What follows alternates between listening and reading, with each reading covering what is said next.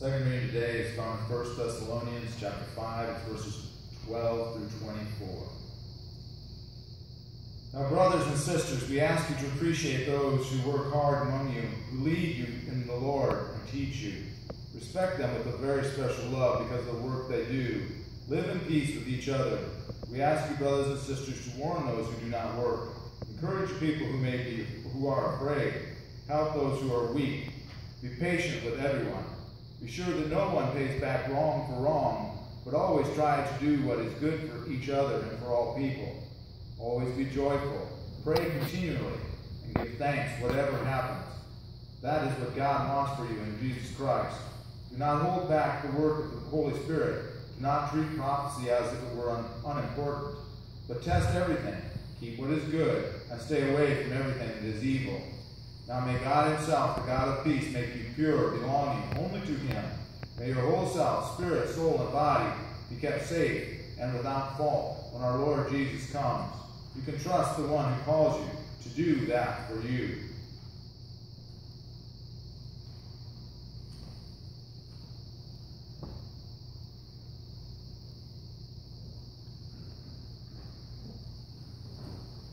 Good morning again.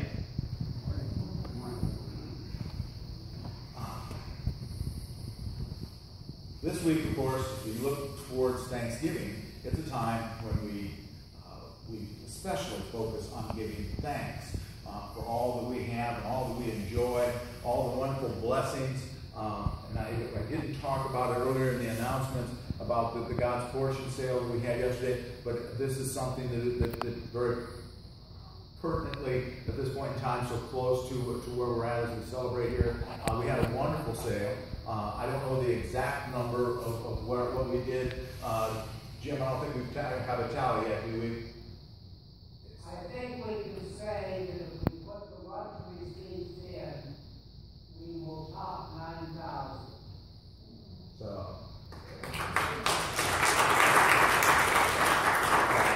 And I want to thank Leon, Clyde. Clyde in here? He's in the kitchen. There he is, hiding behind Linda there.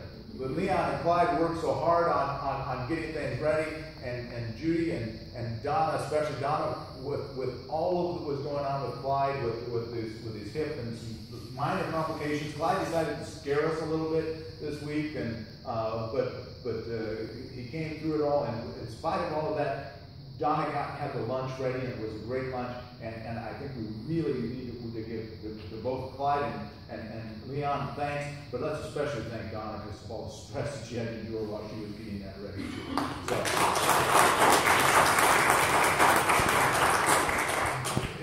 So it's these kind of folks that we are always thankful for, and the dedication and the devotion and all of these things.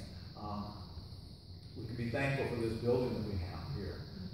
We enjoy this beautiful, beautiful, beautiful sanctuary. As Jeff has said before, when I first came here and I came through that back door, they were kind of sneaky when they were showing Gail and I the church. They didn't have us come through this way, from behind the altar. They brought us up through the front, the back doors to give us the whole view. And Jeff says, I could see on your face when you walked through that door. You were like, wow. Yeah, very much wow. This place is wow, and it's magnificent, and we are so richly blessed to be able to worship in such a beautiful sanctuary. That's something that I think all of us are thankful for, and we should always be thankful for the structure that God has given us to be able to come together and worship. But we also need to be thankful more so for the souls that occupy this building. Because the building is just a building. We could be in a renovated Walmart. There are churches that have their worship in abandoned or left retail spaces, and that's okay because it's not about the church is not the building. The church is the focus, and those are the people who. This is the things we need to be really thankful for. And as I look across the congregation each Sunday, I'm very, very, very thankful for all of the faces and all of the hearts and souls that we are blessed with to have here. That's what I'm thankful for. And I'm very, very, very thankful that God has chosen to bring Gail and I to this place at this time to be with you all. And very much love our God for that ministry, and we love each and every one of you. And I just want to tell you how thankful I am for all of you. And give yourselves a round of applause.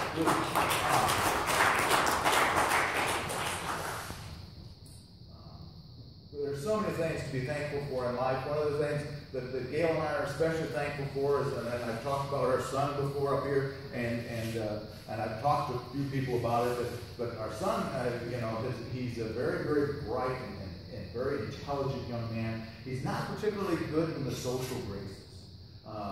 This is something that escapes him. He's one of those guys that's almost too smart sometimes for his own good, and he's awkward with people. But thank God he has a girlfriend now. And so I'm extremely thankful for that. And she's a perfect match for him because she's kind of a nerd as well. And she likes music, and so they have a common language. She plays the piano and some other things, and so they can communicate about that. The thing I'm not so thankful for is that the relationship is progressing so much that she wants him to go home with her for Thanksgiving, and so our son won't be with us for Thanksgiving for the very first time in her life, which is kind of like, whoa, wait a minute. But his mother said to him, it's more important that you go to see her family. If she wants to come to meet her family, that's important. And we're very thankful for that. She seems like a wonderful girl, though she's Catholic. And he's got a surprise coming for him. She's one of 10 kids, and so I told him, I said, "Are you nervous?" He says, "No, why should I be?" And I'm like, "You are so clueless." This is how I know you're a very smart guy, but you're just clueless. You are going to get the 10th degree, and we're going to get the 9th degree, right to 10. But at any rate, we're very thankful for that. We're thankful for our family. We're thankful for being led here to be with all of you. And I'm brushing up against something, aren't I, Jim? I think it's rubbing against my cross. My cross is right next to it. The cross can cause interference. That doesn't seem right, does it? But I think it's better now, isn't it? The cross is rubbing against. Okay. There's so many things in life that we're thankful for, we're blessed with. We're blessed with the meal that we're going to have. Again, the God's portion said, what a great blessing. I was very excited. I'm sad that Gil wasn't able to be here yesterday because of the weather, and she was ill as well. And she was very much bummed, to be honest, because she was really looking forward to it more than I was, I think. She loves auctions. But there are so many things that we are blessed for. But there are things sometimes that we don't, that we get, depends on how we look at it. There's so many times in life that things rub us the wrong way, or we have interactions for, and we forget about when we're, what about that person in church that makes me crazy? Okay? Is that a blessing? Well, I'll tell you something about interaction with people. One of the interesting things about interaction with anyone, inside, outside of the church, that makes you crazy about this person is probably that which you need to think about or examine about yourself. Many times the people that make me the greatest, I sit down and I think and I go, wait a minute. They're making me crazy because I see myself in that. I see something there. And so it's always a time of self-reflection. You should always be thankful for that opportunity to reflect and to grow. But I wanted the bigger point, and I think all of you know by now that I'm not one of these people that believes God causes bad things to happen to people. I strongly believe that God can bring good out of bad, but I'm not one of these people who believe that God causes bad things to happen. I'll tell you a couple little stories here, I guess. The first one is about a pastor. His name was Kip Mickelson. Kip was pastor in Omaha until about 4 years ago, and then he moved to Topeka, Kansas. Kip was a wonderful, wonderful person. He was a very good singer, unlike me. I wish I had Kip's voice. He was a talented pianist, played the piano, among other things, guitar player as well. Very, very good, caring, loving, and devoted minister. One of the stories I can remember about Kip that he and I weren't particularly close friends, but we had mutual friends that were close friends. So we shared some close friends, and we knew each other, briefly, or we interacted a little bit here and there. But I always enjoyed Kip. He was a very smart guy. But one of the stories I love about him is years ago, the American Baptist churches had what they called a music extravaganza in Omaha, and they invited churches to send a couple of people to the music extravaganza to play or sing or whatever. And our church asked Creek, our son, if he would go and play his violin. Now, he's pretty little at this time. He's a little guy. And he shows up at First Baptist Church, which was at Kip's church, which is if you're ever in Omaha and want to go to a place of worship that's a magnificent sanctuary in its own right. First Baptist is a wonderful, wonderful, wonderful sanctuary. But so we come in there, and Kip's going around asking anybody if they need accompaniment. And we said, well, we were hoping somebody could accompany Creed. And he looks at Creed and says, okay, he says, come on, let's go in the choir room and I'll take a look at what you got, you know. And he was all excited. So he goes in there with Creed, and Creed sits down or walks up to him and hands him the accompaniment music, and Kip opens it up and looks at it and goes, oh my. And you can see his face, and Creed says, don't worry, he says, I know how to play it. And Kip says, I'm sure you do. He says, I'm not sure I do. And about that time, the music director, a fellow by the name of James Music, of all things, had their music director's name is Music. He had been tipped off by somebody else that Kip was going to go help Creed, and one of our other members said, you might want to go help Kip out. And Jim came in and asked Kip if he would like him to take over. He said, oh yes, very much so. Because he was sitting there going, what did I get myself into? There's a lesson in never assume that when you see a little guy that he's going to be playing simple music. But at any rate, Kip, a little over a year ago, died in an automobile accident. Guy ran the red light. Kip was on his way home from a board meeting. Guy ran the red light, T-boned him, and killed him. I don't know about you, but I fail to see God's kingdom being advanced in that tragedy. Now, I don't know that there hasn't been some good come out of that. I don't communicate with that church in Topeka. Though it's a church that my mentor was a pastor there for many years, and so I've got some connections. I've never been there, but I do have some roundabout connections to that church, people that I know that were there. But I don't see God having advanced the world through that, other than perhaps some legacy that Kip had. About a year and maybe 2-3 weeks ago, down in Humboldt, Nebraska, the church that a friend of mine is the pastor of, and I've been there 5, 6, maybe more times preaching. It's a wonderful church. I love those people. They're good rural folk. Last time I was there was not too long before this young man accident, and there weren't too many folks in church that day, or too many men in church that day. And I said, "What's going on?" They said, "It's Oak Day deer season." I said, "Oh, okay, I understand."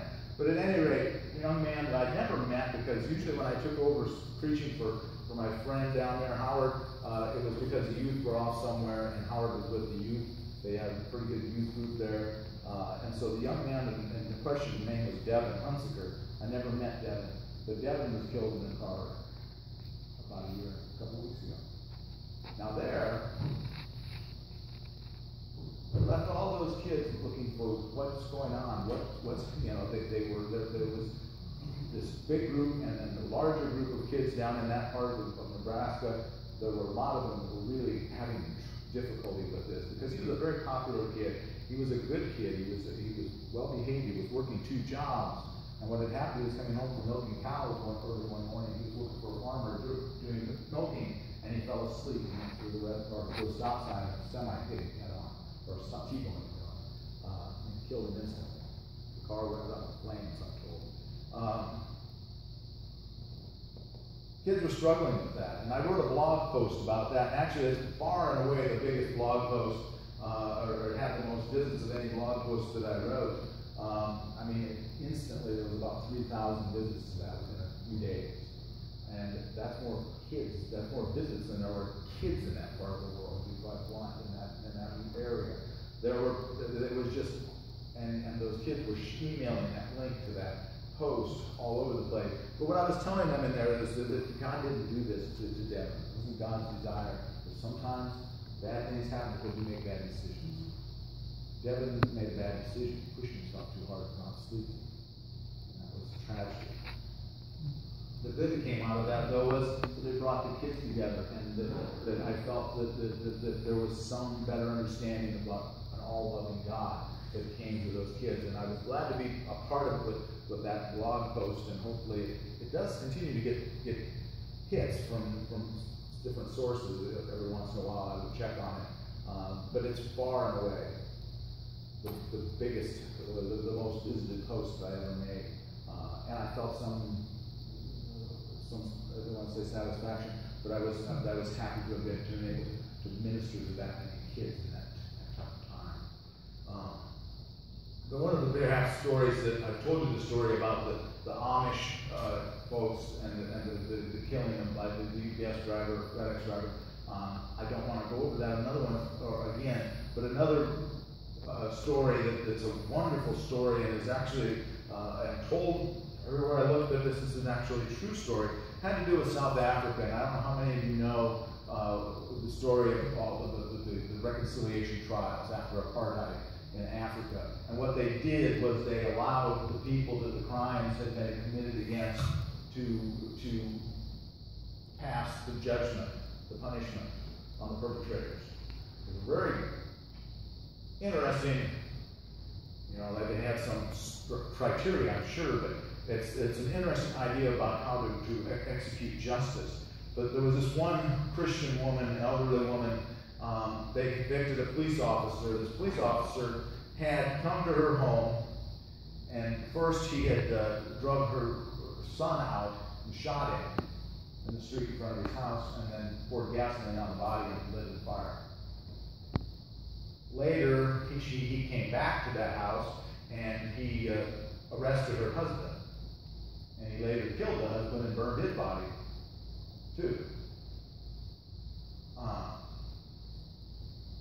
The court convicted him, and they came to the woman and said, "What is the sentence that you want passed on this man?"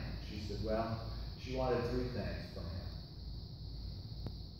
First, she wanted him to take her to where it was that she had burned the body of her husband, so she might gather up some of the dust, the dirt, that she might have some part of her husband again. Second, she said, "I'm an old lady, but I still have love in my heart. I want this man to come to the ghetto where I live 1 day a week and live with me as my son, because I still have love in my heart." And she said, "Third of all, I want him to know that my grace and my forgiveness is true, so I want him to let me come to him and give him a hug now." And it did. Now, what is that? Where is the good in that? Where do we see the good in that? That's horrible tragedy. This man committed to her, and the story goes that the police officer actually collapsed because he was overwhelmed by the woman coming up and giving him a hug. He couldn't process it. He fully expected to be killed. I think in this story, and it's a story that's often used by pastors in sermons. It's actually one that's fairly common now, or was a few years ago. I see in this story this woman is a model to us. This is radical grace. This is incredible grace. This is perhaps even beyond the grace of the Amish, isn't it? This is a story that is really, really transformational. It gives us this idea that this is the model that God put forward for us. This woman is the model of God's grace and love.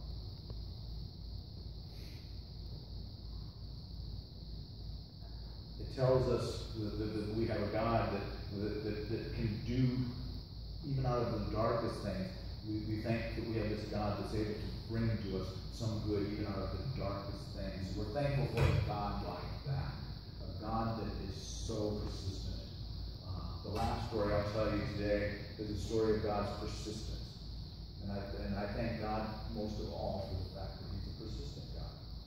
I'll try to keep this short because I'm starting to smell the food. Years ago, shortly after, in another lifetime, shortly after I married my first wife, it was a turmoil in life, young 20-year-olds trying to get started, And my ex-mother-in-law, God rest her soul, was a wonderful woman, but she told a story and she would laugh about it, how shortly after the wedding, this pastor had come to her and said to her, Judy, you know, has Roy ever thought about going to seminary? And Judy, my mother, laughed and laughed, and she, oh my God, no, she says to the pastor, oh no, she's Roy's, no, not Roy.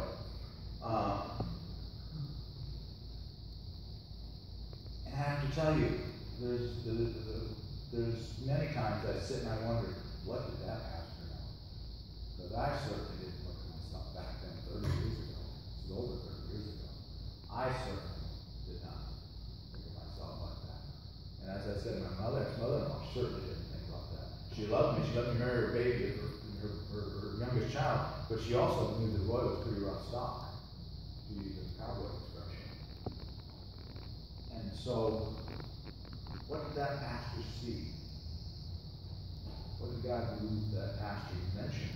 At that time, for as many years later, it wasn't until I think my mentor told me that he thought I needed to go to ministry, and all of a sudden I remembered that story. So I thank God for God, that even though I may be sinning against Him, I may be walking away from Him, He doesn't back off. He's right there behind you. And show, hey, let's thank God for that kind of God. The God that doesn't just let us walk away. Okay? Let's pray. Dear Heavenly Father, we thank you so very much for the abundance of this place, the abundance of the love that you have for us. Lord, we just lift this up to you in worship and in praise and thanksgiving.